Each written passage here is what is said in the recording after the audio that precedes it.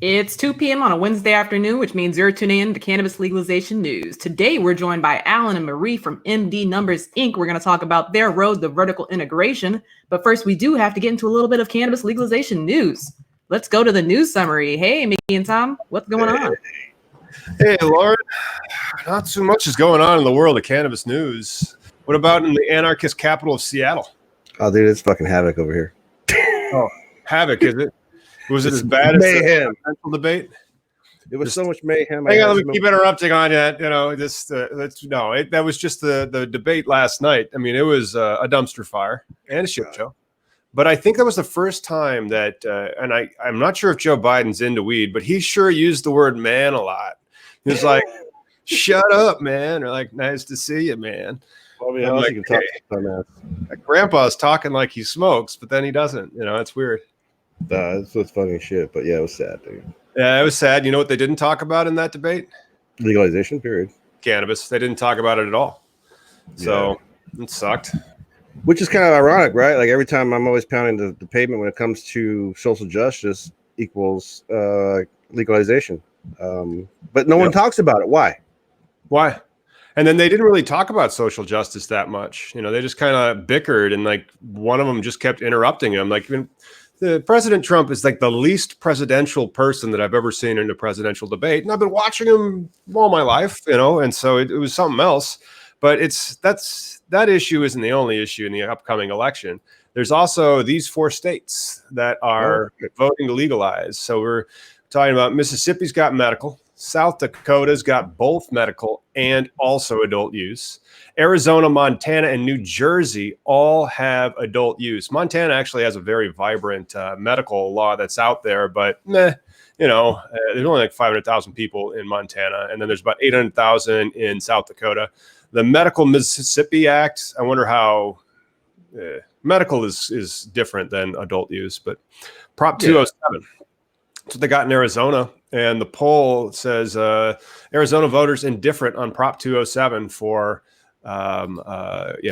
legalizing it, which is kind of annoying. I mean, like, you know, maybe it's not going to win. Maybe it will win. Maybe it'll squeak by with this 51-48 margin. Well, that's what failed them last time, though. They just barely missed that last time.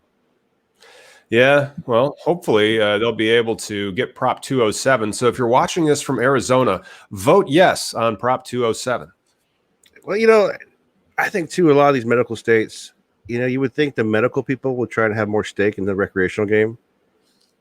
Here in Washington, I noticed a lot of people not even trying to be involved in whatever regulation that needs to be. You know, not even trying to put an input. They're happy to be in their little space and just make their own money. That's right. That's what I was going to say. Like, why? I mean, why won't they be involved? I'm like, well, you see, once you got yours, you know, you just things get better for you. It's like, all this. What about the 40,000 people sitting behind bars for pot? You know, boat payments. Right? Yeah. No, I'm not stirring the pot. I'm not getting. They're not looking at me. Rather, or whatever. You're not standing out. Yeah, but you can still cut checks. You know, you could still make donations. But even overall, it's like I just don't get people like that, especially in cannabis. You're in an outlaw industry from the get, and you have people suffering worse than you as you're paying off your car payment. You know, sending your kids to school or going on vacations. You know, there's more people need to step up, I think. Yeah. But anyways. They do. And like, that's one of the things, because I was kind of poo-pooing the medical, like in Mississippi, when medical comes in, it's usually like the big mothership it's not usually Oklahoma where it's everybody and their brother can get in. It's more along the lines of a very few amount of licenses, just a handful. And then the biggest players come in. So they come out with a monopoly or an oligopoly, basically from the get-go with your medical. And so then you're like, wait a second. Why are you going to upset this? You know, we have a good thing going. Maybe if you open it up more, that's fine. But how do we maintain our share? I mean, our domination. Like all businesses, they just love to grow. Yeah. You know, I get that. It's just, you know, it's so frustrating. Like in California, where it was medical, and then now you have this whatever regional recreational, right? Well, it's legal in California, but then it's also legal for the communities to say not in our backyard. It's like the dry counties. And so I don't think that you could ban being drunk, right? And so, but you could ban like buying the alcohol or having bars or selling the alcohol. And then if you did that, then magically nobody would drink. It's that whole thing of zero tolerance, complete abstinence, where it's just a binary switch of morality, and just it's a fantasy. I don't understand though, but a lot of people subscribe to that fantasy where it's just we can't have it at all. But this is ridiculous at this point. After Prop 215, as I like to call it, the gateway proposition, to recreational. Yeah, I mean that's what it is, right? I mean, we had medical. People realized that everybody didn't collapse, and California didn't collapse, didn't fall off the map. Every state that has legalized cannabis has not fallen off the map. Literally every state. Do you think Amsterdam is just falling into just a terrible depravity because you've been able to go to Amsterdam to legally buy weed and smoke it for decades? No, it's fine. Yeah. No, every place. And again, we're legalizing morality. That's what you're talking about, right? Right. You're legislating immorality. And that was an aspect that I did not know about Ed Rosenthal. And if you're just joining us, don't forget to hit the likes and subscribes. And then check out our show that we did last Sunday with Ed Rosenthal. And he mentioned the last time he bought weed. That was an interesting anecdote. The guy was full of all kinds of cool stories, though, man. Like, the hippie thing, the culture. He was. Did he call it a hippie or did he call it a yuppie or yippie? He was a yippie. Yeah. And then the fact that he referenced terpenes and not like indica sativa, that just goes to show you he's a little head. Well, and the terpenes that he was nerd alert when it comes to cannabis, because the terpenes he was referencing are the more stimulating of the terpenes. He was not referencing myrcene or lianolol, and that was the other thing that I mentioned. How do you pronounce all the terpenes anyway? Yeah, I just kind of mumble it and hope people get it. We need to get somebody who's musically inclined to write us a jingle that they sing all the terpenes for us so that we understand how to pronounce them. I try so hard, dude, but like the only ones I even remember are like limonol because it has like a lime in the word. And then the lavender one. Well, linenol. But I just totally butchered that one. And then there was Niradol. Oh, potential spam's calling. And so I hung up on that one. But Nirodol. See, these are just so much fun to try to remember how to pronounce terpenes. Beta caryophyllene. I think I got that. Yeah. Nice. Oh, man. All right. So what other news was there? You share a story with the audience. Well, Jersey's going to try. Jersey's trying. The governor is going to, go back. GOTV, get out the vote in Jersey. Yeah. So, the go-to marijuana moment, Tom Angel and his crew, always on point. And, Jersey. And then also our friends in Pennsylvania are trying again, still hard. Pennsylvania's got a ballot thing that they're going to have to do, and then they're going to have to vote legislators out at the ballot. Like they aren't able to do the easy one. I guess we can call it easy, like the actual ballot initiative. Like Seattle, you guys were able to put it on the ballot and vote it out in Washington. Basically the whole West Coast, Colorado, Arizona. Where is it? It's on the ballot. And so Jersey was on the ballot. Missouri was on the ballot. South Dakota's on the ballot. Legislative states like Pennsylvania, you can't do it. And so that's one of the reasons why they have to go to the ballot and they have to ask all their candidates, like, hey, do you support legalizing it, especially with SB 350? That was going to be a fairly open market. It would be the most open Midwest market outside of Michigan. It's just a great way to the whole black market or eliminate the traditional market everybody's afraid of. Though, if you involve the community. It's what you do. You have the micro grower license, and then that helps put out the black market because then everybody can get in. And again, I don't like calling black markets. It's just citizens, right? It's just, illicit. But I guess we should call it the illicit market or something, because it's criminalized and it's illegal. But I don't like the way that it's criminalized and punished. I think it should be more like. I wonder if our grower guests have an opinion on that. I bet we have wonderful guests that can talk about the entire supply chain and the cannabis industry, probably even in California, right? Vertical. Yeah, let's bring them on. Hey, Alan and Marie, what are y'all up to? How y'all feeling? Hey guys, how's it going? Good. Thank you so much for joining us today. Marie, can you tell us a little bit about what you're doing at MD Numbers Inc.? Yes, absolutely. Thank you guys so much for having us on here. Extremely excited. So Alan and I own MD Numbers Inc., which is a family of vertically integrated brands, MD Farms, Marie's Deliverables, and Legacy Coterie. And we're vertically integrated throughout the California supply chain with a number of goods for customers. So vertical integrated means from the seed to the store, right? Yes, sir. Correct. Wow. Yep. Seed to shelf. How many licenses do you have to hold to do such a thing? We hold quite a few. So we have 6 Quite a few. cultivation license. We hold Right. 2 distribution license and then a retail license. So I think it's about 8 total. 7 total. Eight total licenses. Okay, with your cultivation licenses, how do they regulate that? Plant number or flowering canopy?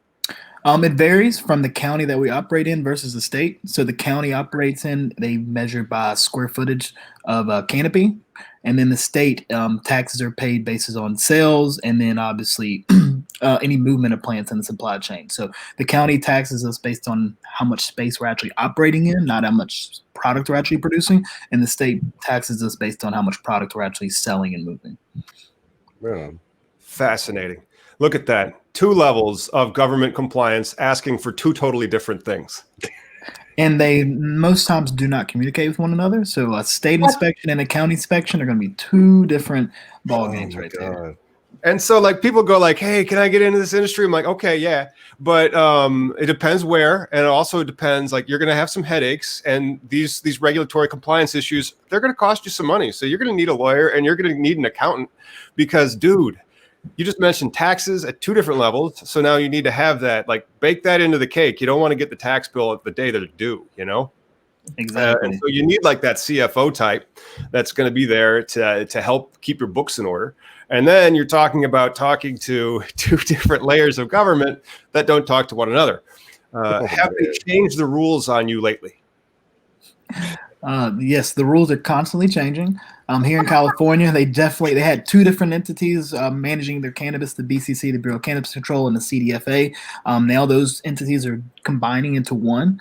So now everything's changing. Everything, they're evolving. Sometimes for the better, sometimes not so much. But we have to stay on our toes for sure. Damn.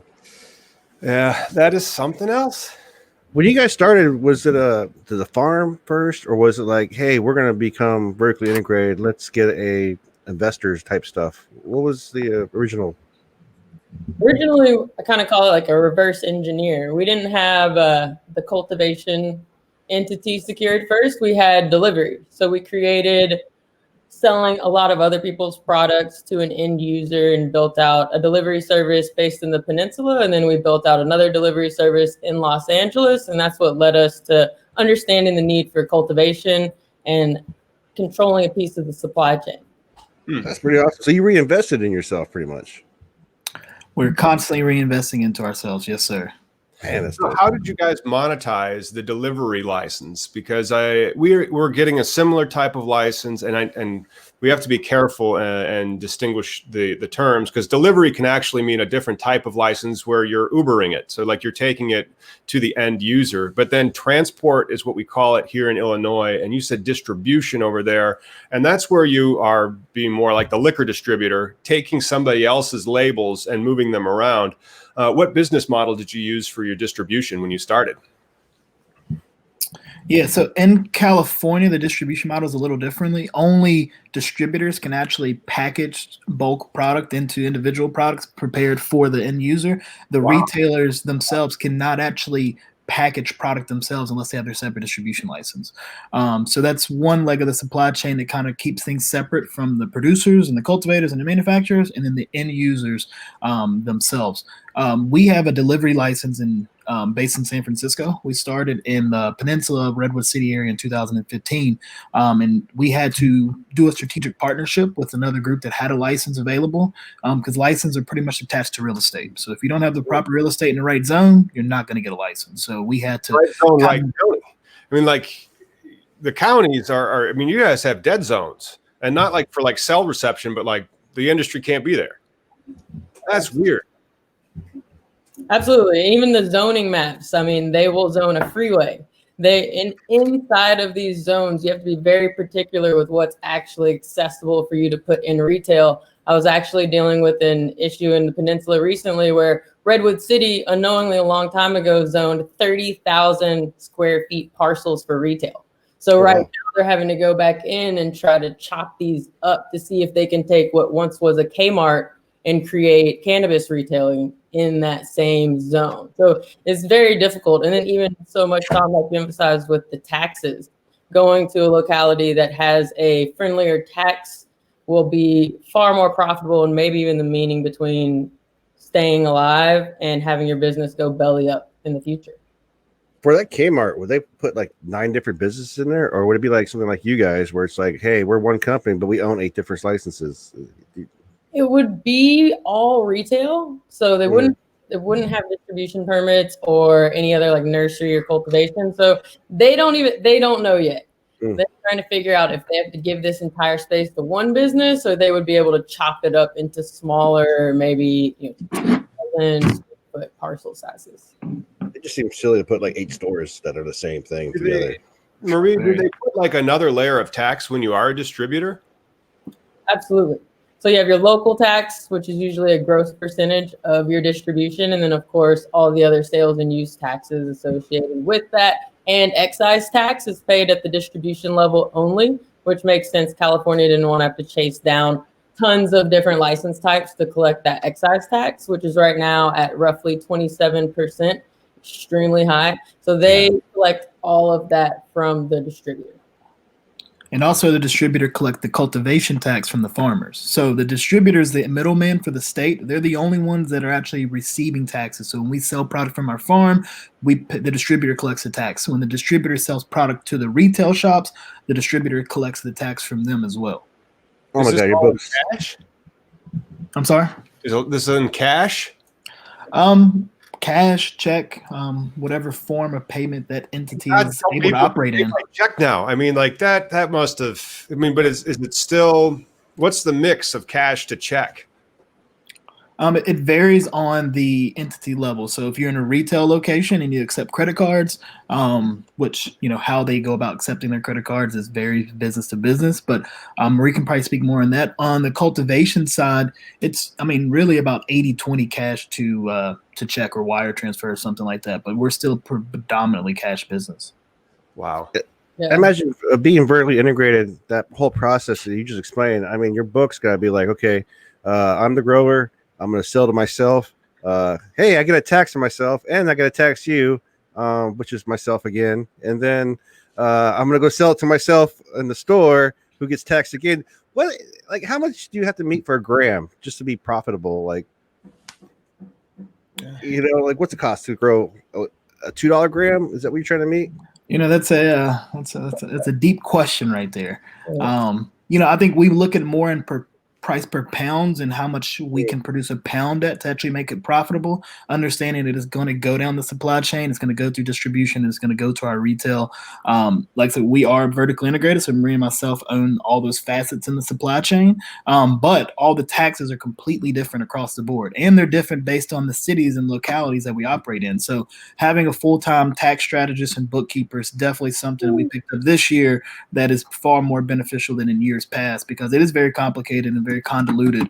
But we have to find that right niche. Usually distributors make about 10 to 15% purchasing in bulk and then reselling it. So we're able to kind of keep that in-house by doing that ourselves, which obviously helps our margins as well. So it really kind of varies based on the business model. We have been focused more on bulk sales with our cultivation, just to be cash flow positive and not get too in the weeds with trying to build a brand before we really had enough funding to do it.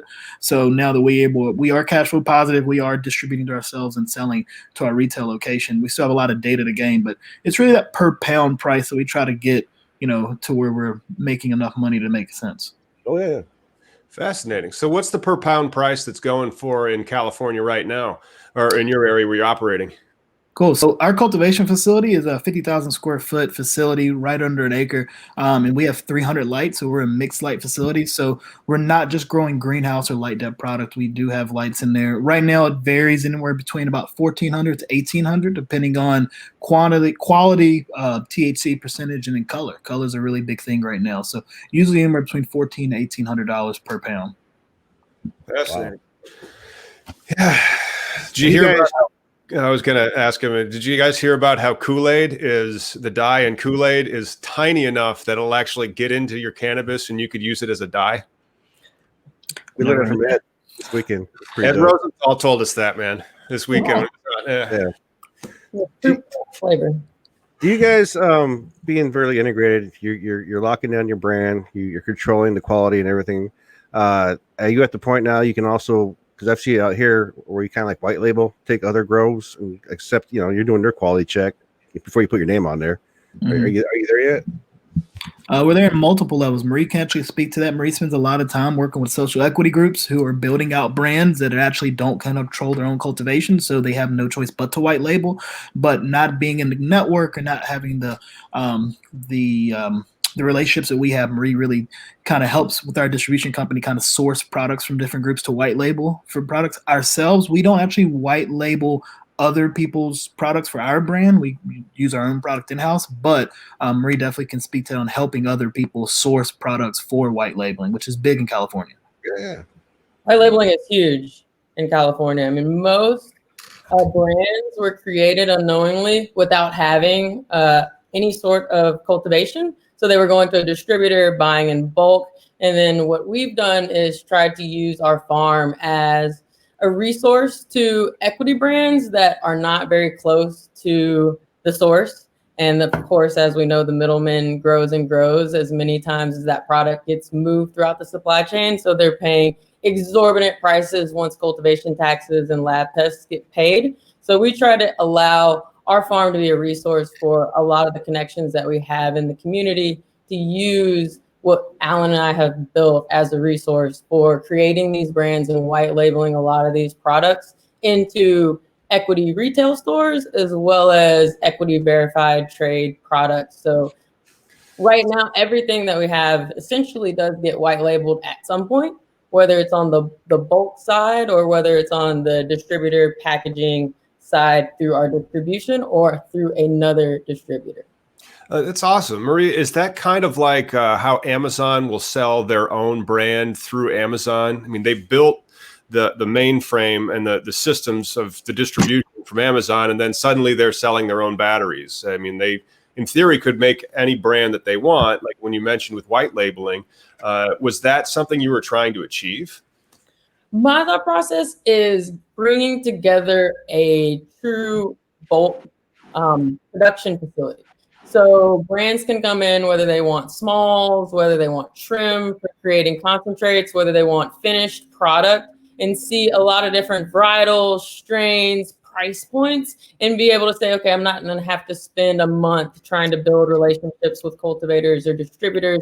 We know we can go to this one distributor in San Francisco that's going to have market rate or below market rate prices for us, and then they can basically have a springboard to create these brands. And one of the struggles that San Francisco's had is the visibility of equity brands, just not having enough product, not being able to get through the supply chain in any sort of efficient fashion. So it's similar to like being able to create and white label anything, kind of like Amazon. Do you want edibles? Do you want chocolates? Do you want gummies? Do you want hard candy? Creating a manufacturer that can do all sorts of edible white labeling, and then building out all sorts of product categories. If we make distillate, then we can make topicals and tinctures and have those lines created a lot easier than if these equity manufacturers were going to go secure all these different processes independently. So we just try to streamline everything, and I'd really try to make them understand where and how they're going to make money.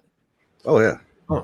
Well, I mean, I had a couple of questions, but then with the where and how are they going to make money, that would be an interesting one to explain.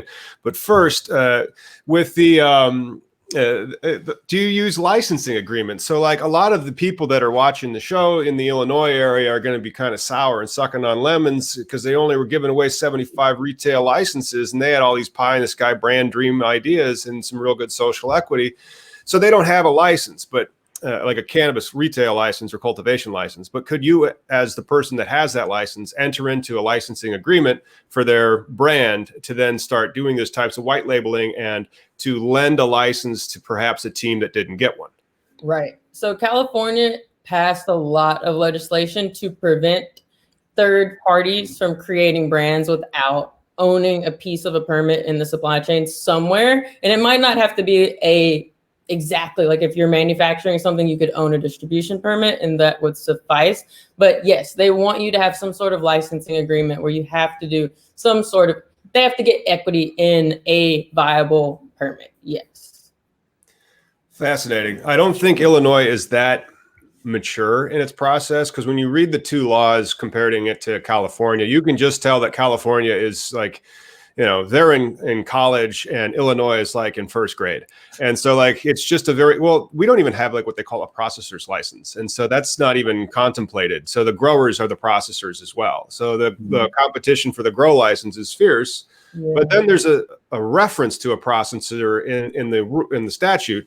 And then it's supposed to come out in rules, which have yet to be written.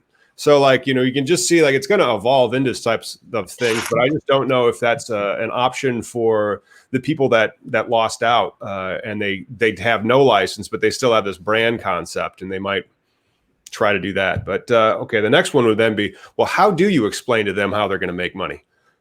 Long time. Over the course of a very long pro forma built out over years. I mean, it's really challenging, especially when we go back to that middleman. You know, if I'm an equity operator and I want to create a brand, but I don't have any control of production and I'm paying higher than market rate because things are a little bit, demand is much higher than supply right now in California. So seriously? Prices are very high right now. What's very high in California price for an eighth? Well, selling into the retailer. So what the storefront is paying, about $25 an eighth. And then they want to turn that around and sell it to you at 25 plus 27% plus their profit. Dang. And so people are probably paying $50, $60 an eighth retail in LA, well, in California. 70, 80 in some cases. $70 to $80 retail. Depending on the brand, you guys still can't get rid of the black market, because how much can you go buy regs for down the road? It's a good question. Yeah. But then with the fire that you guys have seen out there, so the wildfires, Alan, have you seen an uptick or like a change in your business impact from the wildfires? 100%. A lot of our SOPs had to change for that. We're in Monterey County. Our farm's based in Salinas. So there was a fire over in Monterey on the coast. It didn't get too close to our farm, but the smog, the smoke, and the ash definitely was almost detrimental, but to a point. We had to change up some things. We definitely kept the house buttoned up. We turned our exhaust fans off. We tried to not exhaust as much smoky air into the facility as possible. But having a greenhouse facility and growing plants on that the scale that we have, airflow is key. So we had to be very meticulous with how we were operating and when times of days that we were able to open up our windows and kind of let our vents open. And then there was no sun. There was no sun for about 3 weeks. So literally, you know, a plant's life cycle, once it goes into flower, is usually about 8 to 10 weeks. And 3 weeks out of that cycle, there's literally no sun. Now, we have lights in our facility, so we were able to kind of supplement that some, but a lot of growers weren't able to do that. And a lot of growers up north got a lot of ash over their plants as well. So it's still kind of unknown how the lab testing will come out for that. So that will definitely affect the market too over the next 4 to 6 months, how much product actually is able to go into the market versus how much product is supposed to be destroyed because, you know, failed lab testing. Wow. So I guess that is one of those existential risks out there. And there's no insurance because remember, this is all legal. Thanks for tuning in. Welcome to We Discuss How to Commit Vast vast federal conspiracies, which of course should never have been such a thing, but we still have to make that disclaimer. Always comply with your laws if you can. Right. Well, yeah, man, that's really, really fascinating. So it looks like the entire country might have a dry supply going into the election season. You know, with the fire still burning right now up north in California, it is definitely not looking good. And keep in mind, Northern California is one of the best climates in the entire world to grow cannabis. So, not just California. Unfortunately, a lot of places rely on that. So it is definitely going to cause an uptick in demand. We'll see. It's kind of unspoken right now, but we'll see how it all unfolds. Awesome. I don't know if Alan or anyone said this. Someone mentioned to me from one of the larger distribution companies that they're expecting around a 2-year drought based upon the fires from this year, where we will see this effect for the lack of supply. Marie, does your company own any outdoor cultivation licenses? Not yet. Not yet, but do they have them? They have them in California, right? Yep. How are those? Are you guys familiar with how they work? Yeah, we're very familiar with how they work. Really, it's kind of based on the area that you're in. A lot of outdoor grows, you get usually 2 terms per year, and the laws in California are really strict on the type of cannabis. So if you're pulling tarps to blackout, you're not an outdoor grow. So therefore your taxes are different, your licensing fees are different. You really have to be a true outdoor cultivation or light depth mixed use and then an indoor facility. But outdoor facilities, some of our partners and some of other distribution people that we have partnered with in the past have huge outdoor grows up north on a massive scale. And, they try to get those 2 good runs in a year. A lot of manpower, a lot of resources. It's not quite like us. We're operational full year. We're harvesting monthly every month, but they definitely put on a lot of product to supplement the industry. That's amazing. So like the outdoor farms in Cali are just 2 huge runs per year. Just they have a crop, and that's probably why because you see them, they're monsters. Yep. Oh yeah. How much is one of them plants? I've heard stories of people having, 20-pound plants before. 20-pound plant. Jiminy Christmas. Yeah, that's an art in and of itself. And so those poor ones. And then Talking Heads actually asked us, anyone using, and then I can't pronounce that, hypochlorous acid to cleanse the plant from having a smoky flavor. Have you heard of anything about how to clean plants? I have not. I've seen a lot of people with blowers. I've seen a lot of people do a lot of things. You really don't want to spray water on them to try to get it off, because that water will soak into the ash, just soak into the plant or into the buds, and then your product is ruined at that point. For me, the best thing that I've heard and seen is really just try to blow the plants off from ash and things like that as soon as it gets on there, to try to keep that plant healthy. Because if it has a lot of extra things on it, the plant's not going to produce what it's supposed to produce. It's not going to function the way that it's naturally supposed to function. It's going to have something holding it down. Plants are very finicky. They're just like people. You give them a good environment, a good climate, they're divas. They will produce for you like no other. But you have an environment that's not conducive to their life cycle, then it'll reflect in the yield. Nice. All right, Marie, can you tell us a little bit about Marie's Deliverables? What is that? Yeah, absolutely. That's Alan and I's original company that we founded in 2015. So it's a delivery company where we go direct to the consumer.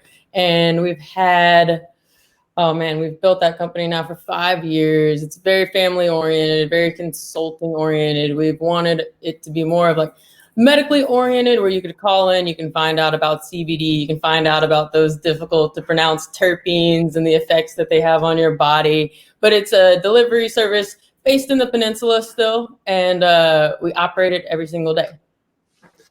That's fantastic. And so that's how you got in. You got in with the deliverable license, and was in 2015. Was the deliverable, the distribution license, similar to how it is to this day, where you had to break up the product to the end user? Very different. Very different. We used to get to buy in bulk, of course. So we would get to go see all of our distributors, and we would buy anything that we wanted, and we would take that back to our office and package it for the end user. And it was always extremely fresh. We would package per order. So now everything comes in prepackaged eighths. It's crazy how much waste we have in comparison. Like, that's just one small note. The amount of waste that we have for all the childproof packaging and these prepackaged eighths and quarters and ounces is is just extremely high.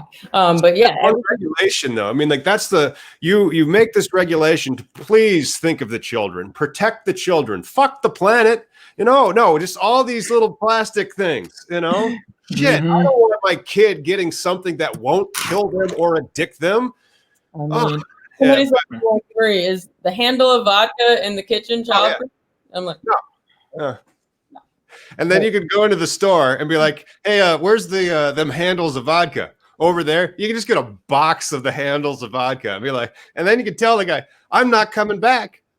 Because that's how it works. Like if you just have a handle of vodka party, that might be the end of you. And so, but yet, what is the possession? Do you guys have possession limits in California?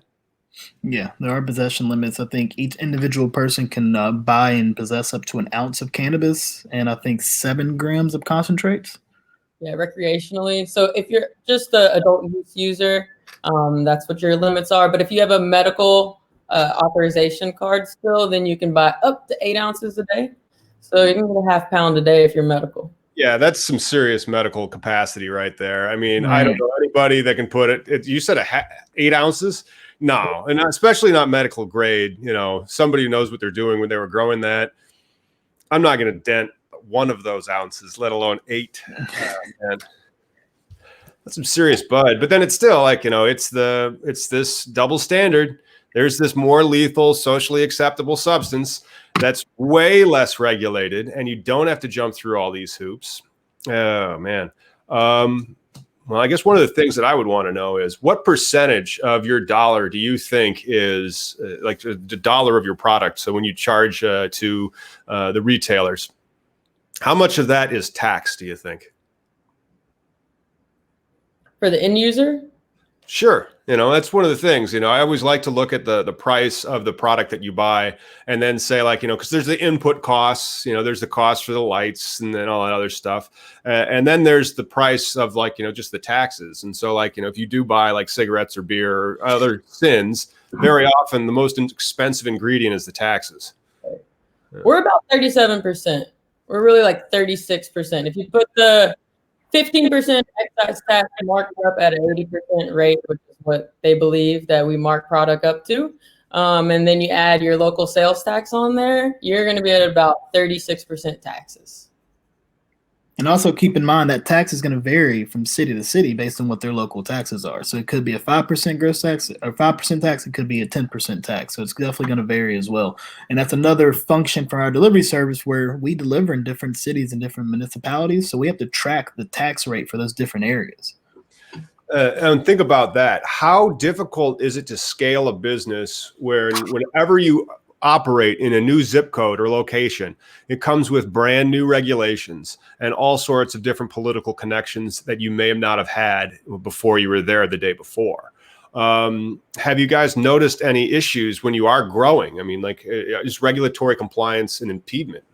100%. Yeah, that was one of the biggest hindrances for us when we started legalization, recreational use. We operated in Redwood Cities where we founded our company, but Redwood City didn't give out any local license. So we were forced to move to an area that we could obtain a license, which was San Francisco, through a strategic partnership with a group there, and we were able to continue operating our business. But there's certain cities and municipalities that they said they were banning delivery. So we couldn't even deliver into those areas if we wanted to, but then the state said that we could. So then there's that whole back and forth between the state and then the local municipalities on who actually is the final ruling on who can deliver here, who can't deliver there. So that was a big hindrance on us trying to get our ducks in a row so we could stay compliant and can keep operating. Man, that's something else. All right, Marie, what do you think are some of the most pressing challenges that you face when running MD numbers? I would say a lot of things that we've talked about.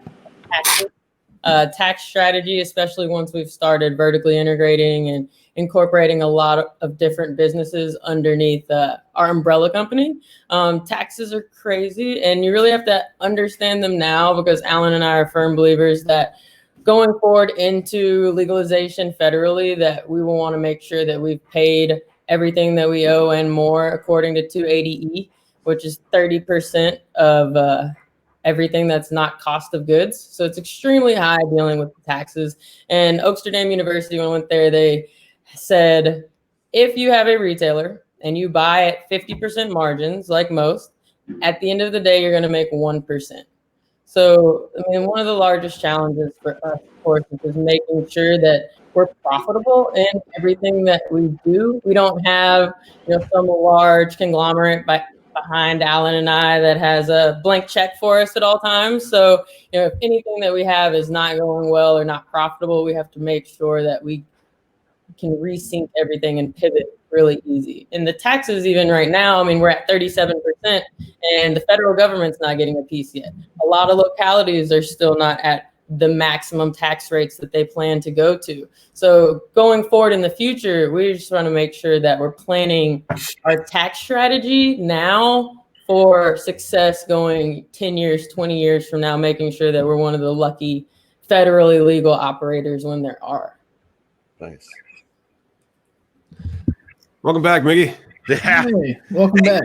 When I left, we were talking about white leaving. I had a question. I was thinking, like, because you guys are in the Bay Area, have you guys? Because Wiz Khalifa doesn't grow his weed. It's just throwing the branding out there.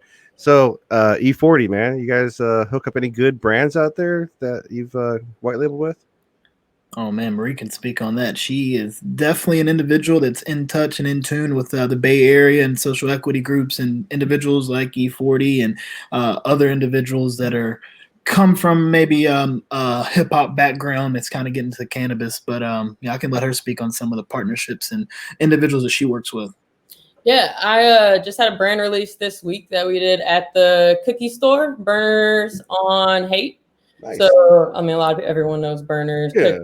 And he used this store as an amazing, literally like a live equity showcase. So equity brands that I'm involved with, that I support, that I donate to. I just had a brand release for what's probably one of the coolest ones to me, because it's a community organization first that gives back to the community, and they're actually using all of the proceeds from this brand to give back to the community.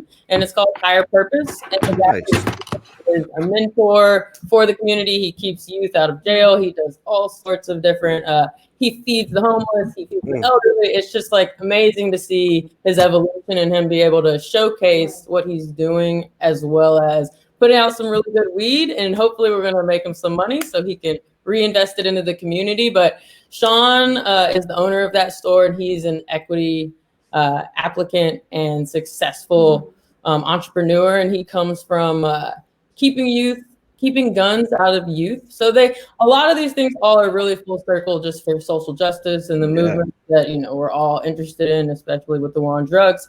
And there's a lot of really, really cool brands that we've been involved with that are doing a lot of really good releases. And to add to that too, a lot of these brands, you mentioned a couple of people like Wiz Khalifa and E40. So we may not have personal relationships with some of those individuals, but this California industry is very small. So Wiz Khalifa is not growing his own weed, neither is E40. There's somebody who's growing that weed. There's somebody that's packaging that product, and there's somebody that's distributing that product. In our network, we probably know all of those individuals, from the distributors to the packagers to the farmers that have those strategic partnerships with those groups. We've also been offered strategic partnerships from other individuals to try to, grow products for them or do different things. So, in a roundabout way, we are touching shoulders with a lot of those people, maybe not face to face, but we're dealing with individuals that are actually responsible for growing their product and putting their product on shelf space. Oh, for real. I think you guys totally are the legwork for the in-between, the providing that, the networking is hard.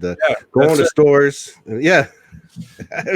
All those connections and all those little nodes that are out there, that's like a whole nother job, to try to figure out all that networking stuff. And that's before you have to start going like through all these hoops for the taxes. And then like, oh no, over there, the rules are totally different. What, and it's such a fascinating thing, but everybody for some reason wants to get in the industry. I'm like, really? This industry? It's a lot of work that goes behind it. Yeah. Marie and Alan, thank you so much for joining us today. Where can we go to find and follow what you guys got going on at MD Numbers Inc.? Absolutely. Thank you guys so much for having us today. This was really a pleasure. our Instagram, you can follow us at md.farms.ca, and our website is mdnumbersinc.com. Check it out. Sweet. We'll throw those links in the description. Thanks again for coming on, and thanks for tuning in, everyone. Make sure you like, subscribe to keep up with all cannabis legalization news, and tune in for this Sunday's episode. We're going to have Steve D'Angelo on, so that's going to be a fun conversation. Those are our neighbors. Thanks, guys. Take care. Thank you. Everyone.